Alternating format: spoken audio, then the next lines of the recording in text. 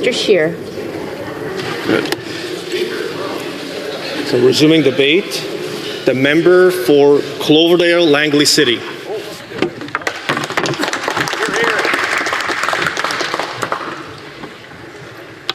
Mr. Speaker, I'd like to take a moment first to congratulate you on being here in the House for your first sitting. That's wonderful. And before I begin, I would also like to take a moment to, I'd also like to take a moment to say thank you. It's hard to put into words how grateful I am to the people of Cloverdale, Langley City. They worked so hard to help me return to Ottawa. They worked, the volunteers who gave up evenings and weekends to knock on doors, make phone calls, deliver signs, even someone made apple pie for the team. Every single one of them played a very important role in making this possible. Now, a special shout out to my husband, but he just never stopped. Rain or shine, early mornings, late nights, his head down and work hard attitude is inspirational. Those fluffy pancakes and that perfect chai tea are now all legendary that he was making every Saturday at the campaign office. I'm so blessed to have such an amazing better half. And some of you may know that I actually campaigned in the December by-election, won the riding with over 65% of the vote, only to be sent right back into full campaign mode before I even had a chance to warm up a seat in the House. It's been quite a whirlwind, but let's just say I've worn out more than one pair of shoes this year and probably a few volunteers as well. Now, there are so many amazing people I could name, but we'd need another hour. So just know this. Your work mattered, your dedication mattered, and I carry your voices with me every time I stand in the House. So now to the main speech. Mr. Speaker, this week Canadians were treated to all the pomp and ceremony of a throne speech, delivered by His Majesty King Charles himself, but as we know, written by the Prime Minister. Now, tucked into all the lofty words and grand gestures was this promise. The government would be guided by what they called a new fiscal discipline. Spend less so Canadians can invest more.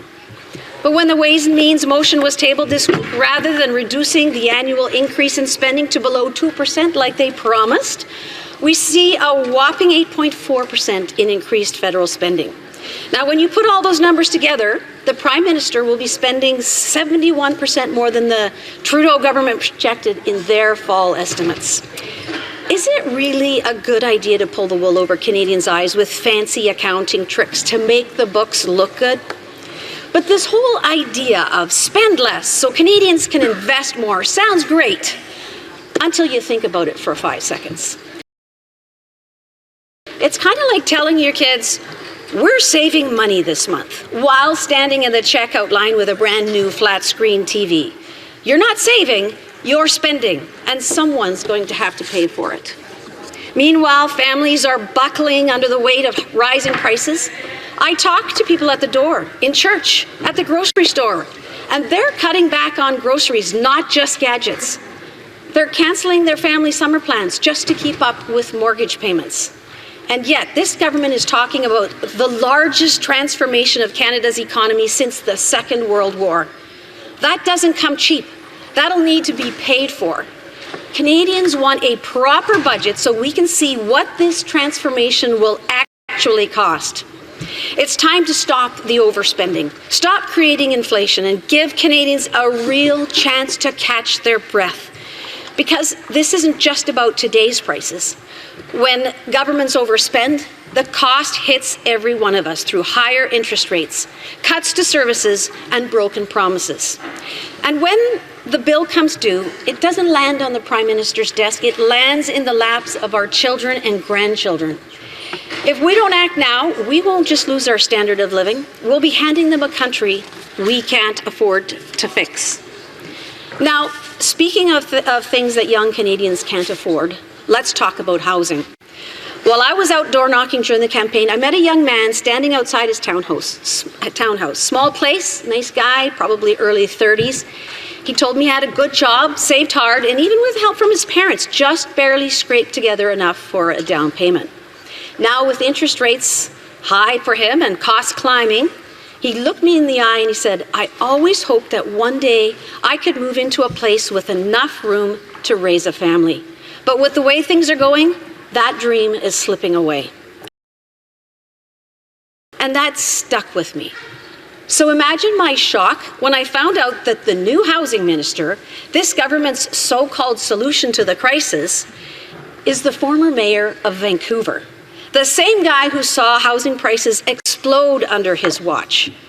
Vancouver didn't just become expensive, it became one of the most unaffordable cities on the planet. If that's their idea of help, we should all be very worried. Now, this government says they're going to double housing starts, but honestly, none of that matters if they don't fix the real problems: red tape, broken permitting systems, and crushing taxes on building. The numbers don't lie. Costs are up, and young Canadians are giving up on ever owning a home. Mr. Speaker, a country where the next generation can't afford to put down roots is a country in trouble. We need a plan that gets homes built, not headlines written. And this government solution, let me read it straight from their own platform. They're going to get the federal government back into the business of the home building. Another new agency that they're creating, Build Canada Homes, that's going to act as a developer using our money to build housing on public land. They're planning to pour billions into free prefab houses and in low-cost financing to government-approved developers. But here's the thing. They don't want to help you build your own future. They want to build it for you using your money, and they own the keys. Housing is supposed to be about ownership, about roots, stability, and a future you can build. But under this plan, that dream is slipping away further and further out of reach. And they're creating a system where more and more Canadians will rent from the government, homes built with your tax dollars on your public land with no chance to own. I'm thinking of young couples working 2 jobs, trying to save while prices keep rising. The new Canadian who came here for a better life, only to find that ownership is out of reach. And seniors watching their children and grandchildren struggle to afford what they themselves took for granted. The truth is, this isn't just a housing crisis, it's a hope crisis. A whole generation is being locked out, and we owe it to them to do better. We don't need more government landlords. We need a government that respects your dream to own a home and fights to make that possible. Now, housing shouldn't be a luxury that few can afford, but you know what else shouldn't be a luxury? Public safety. It's a basic promise, one that this government has broken time and time again, almost as if it was by design.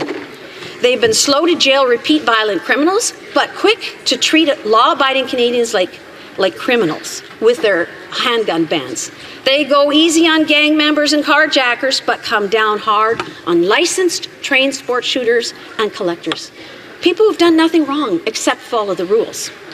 But that's the Liberal approach to justice, isn't it? Punish the innocent, excuse the guilty, put the rights of criminals first and the rights of victims last.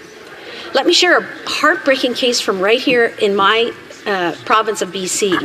In last June, 40-year-old Adam Mann was charged with second-degree murder in the death of a young woman named Tori Dunn in Surrey. At the time of her death, he was out on bail, despite a violent history that included 22 prior convictions and a 12-year sentence for a home invasion. A pre-sentence report had even described him as an unmanageable risk, and yet he was walking free. Tori's family didn't lose their daughter. They lost her to a system that failed them. A system that prioritized the rights of a repeat violent offender over the right of an innocent woman to live her life in peace. Mr. Speaker, that's not justice, and it's not safety. That certainly isn't compassion. Canadians deserve a justice system that protects the public, not one that gambles with their lives. We need real bail reform. We need laws that protect victims, not offenders. And we need a government that stands up for safe communities. Because if we don't get serious now, we're not just risking more crime, we're risking the public's faith in the entire system. Hear, hear.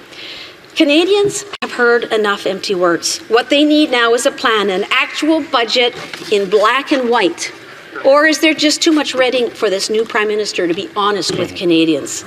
He ran on his resume. He promised competence, credibility, and discipline. But so far, we've seen none of it. No real fiscal restraint, no plan to fix housing, no action on crime, just more borrowed money, more bureaucratic programs, and more empty headlines. If he truly wants to lead, he needs to deliver a budget that stops the bleeding, one that reins in the reckless spending, restores affordability, and gives Canadians back the hope that they're losing. Is this what competence looks like? Is this the stellar economic prowess that the Prime Minister promised millions of voters? I sure hope not, because Canadians deserve better. Thank you.